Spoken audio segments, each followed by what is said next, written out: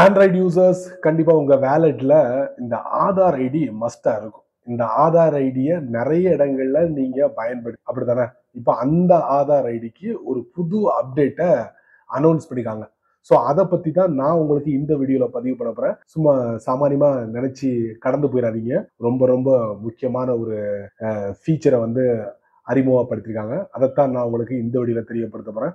அதை டீட்டெயிலா நீங்க தெரிஞ்சுக்கணும்னு ஆசைப்பட்டீங்கன்னா வழக்கம் போல நம்ம வீடியோக்கு லைக் கொடுத்துக்கோங்க. தொடர்ச்சியா நம்முடைய சேனலை சப்போர்ட் பண்ணுங்க. வீடியோவை எந்த பகுதியும் நீங்க ஸ்கிப் பண்ணாதீங்க. ஸ்கிப் பண்ணீங்கன்னா வழக்கம் போல உங்களால மற்றவங்களுக்கு ஷேர் பண்ண முடியாது. இப்ப அதை பத்தி டீட்டெயிலா தெரிஞ்சுக்கலாம் வாங்க.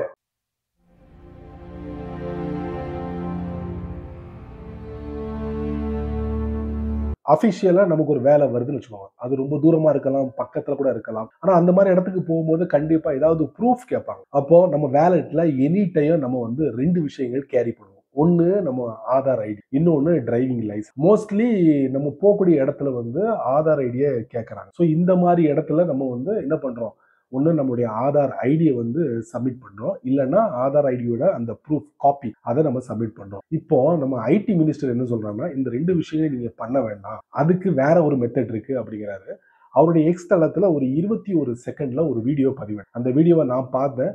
அந்த வீடியோக்கு மேல அவர் ஒரு டைட்டிலும் வச்சிருக்காரு, no need photo copy, no need Aadhaar ID. So அதுக்கு அவங்க விளக்கமும் கொடுக்குறாங்க. அதாவது இந்த மாதிரி நீங்க ஆதார் ஐடியை சப்மிட் பண்ணும்போதும் சரி, ஆதார் ஐடியோட டீட்டெயில்ஸ் அதாவது காப்பி எடுத்து சப்மிட் பண்ணும்போது சரி, அங்க பிரச்சனைகள் ஏற்படுறதுக்கு வாய்ப்புகள் இருக்கு. அதாவது உங்களுடைய பிரைவசி பாதிக்கிறதுக்கு வாய்ப்புகள் இருக்கு.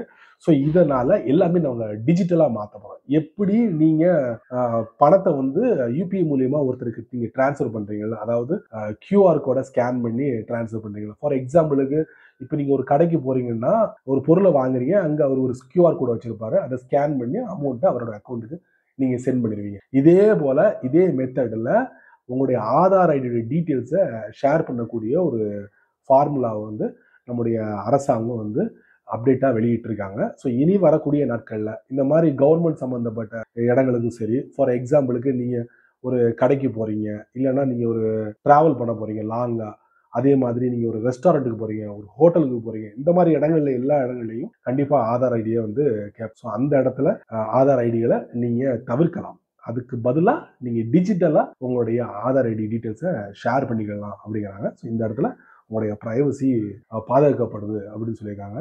ஸோ விரைவில் நீங்க எதிர்பார்க்கலாம். இது முழுக்க முழுக்க எப்படி செயல்பட போகுதுன்னா, ஆதார் ஐடியில ஃபேஸ் ஐடி அத்தன்டிகேஷனை வந்து இம்ப்ளிமெண்ட் பண்ண போறாங்க. ஸோ இது மூலியமா தான் எல்லாமே நடக்க போகுது. ஸோ நீங்க போகக்கூடிய இடத்துல இனி ஆதார் ஐடியை சப்மிட் பண்ண வேண்டாம். ஜஸ்ட் உங்க போன் வழியாவே எல்லாத்தையும் நடத்தி முடிச்சிடலாம். சேம் யூபிஐ மாதிரி தான் ஒருத்தல. அப்புறம் என்ன நண்பர்களே, இந்த வீடியோவை நீங்க ரொம்ப பொறுமையா நீங்க வாட்ச் பண்ணிருப்பீங்க. ஸோ இந்த வீடியோல ஒரு சில விஷயங்கள் நான் பதிவு பண்ணிருக்கேன். கண்டிப்பா நீங்க முழுமையா பார்த்திருப்பீங்க.